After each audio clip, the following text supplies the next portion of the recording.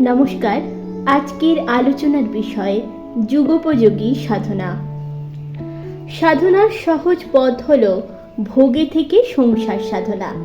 ভোগে থেকে সংসার সাধনা হল সংসারের মধ্যে থেকে সাধারণ জীবনযাপন করেও জীবত্ব হতে শিবত্ব বা ভগবান লাভ করা। সংসারই হল সাধনার প্রকৃত ক্ষেত্র। সেক্ষেত্রে জীবনের প্রতিটা চালচলনই হয়ে উঠবে দৈনন্দিন সাধনা। জীবনের প্রতিটা আচরণকেই করে তুলতে হবে সাধনা। শুদ্ধ জীবনযাপনের মধ্য দিয়ে মনের 5টি অবস্থানকেই করে তুলতে হবে পঞ্চ সাধনা। অস্থির বা ক্ষিপ্ত মনকে করে তুলতে হবে শুভ অস্থির। মূঢ় মনকে করে তুলতে হবে ভগবানের প্রতি মোহ। বিক্ষিপ্ত মনকে করে তুলতে হবে ভগবানের সংসার পালনের ব্যস্ততা। একাগ্র মনকে করে তুলতে হবে ভগবানের অগ্রগতি এবং নিরুদ্ধ মনকে করে তুলতে হবে ভগবানের জ্ঞানে দৃঢ়। জীবন চলার পথে মনের 5টি অবস্থাকে আমরা কম বেশি আশ্রয় করে থাকি। কেবল সেই আশ্রয়কে ভগবানমুখী করে তুলতে হবে। তাই কামিনী কাঞ্চনকে ত্যাগ না করে তার সৎ ব্যবহার করতে হবে।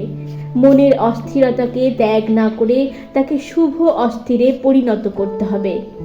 মায়ামোহকে সীমাবদ্ধ না রেখে তাকে সকলের মধ্যে ছড়িয়ে দিয়ে সকলকে আপন করে নিতে হবে। ইন্দ্রিয়দের দমন না করে তাদের সৎ ব্যবহার করতে হবে। দেহকে বন্ধন না ভেবে ঈশ্বরের জীবন্ত বিগ্রহ ভাবতে হবে, কেননা ঈশ্বর আমাদের অন্তরেই বিরাজ করছেন। নিজের মধ্যে দৈব অসুরকে চিনে নিয়ে দেবতার সঙ্গ দিতে হবে। মন বুদ্ধিকে সন্তানের মতন মানুষ করতে হবে। সর্বদা নিজের উপর নজর রাখাকেই ধ্যান করে তুলতে হবে। কাম, ক্রোধ, লোভ প্রভৃতি ষড়রিপুকে ঈশ্বরের পথে ব্যবহার করতে হবে।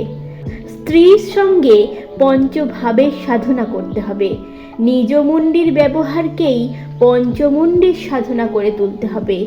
ভগবান লাভের জীবন ব্যবহারকেই পঞ্চ অভিচারে পরিণত করতে হবে।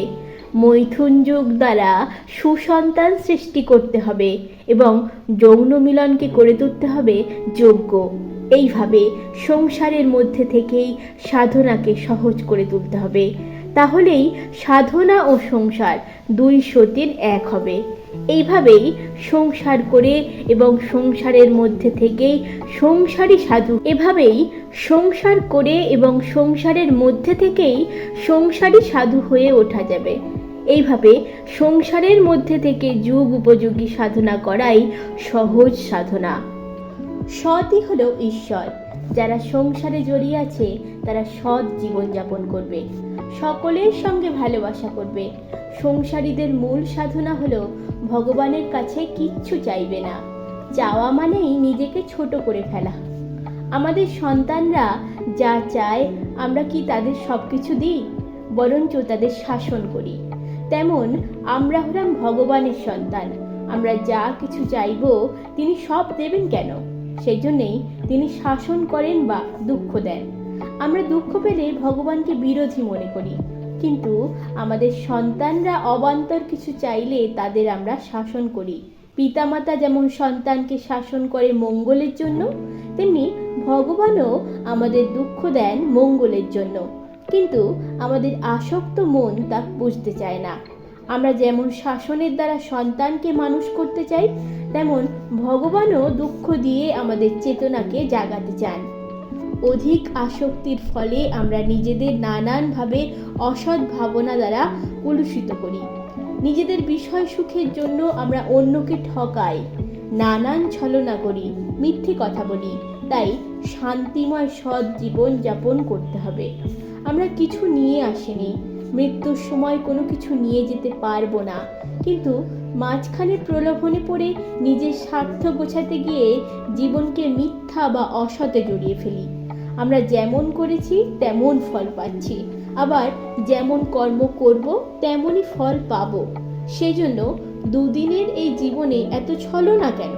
তাই যে কদিন এই জগতে আছি সকলকে ভালোবাসা এবং সৎ জীবন যাপন করা উচিত।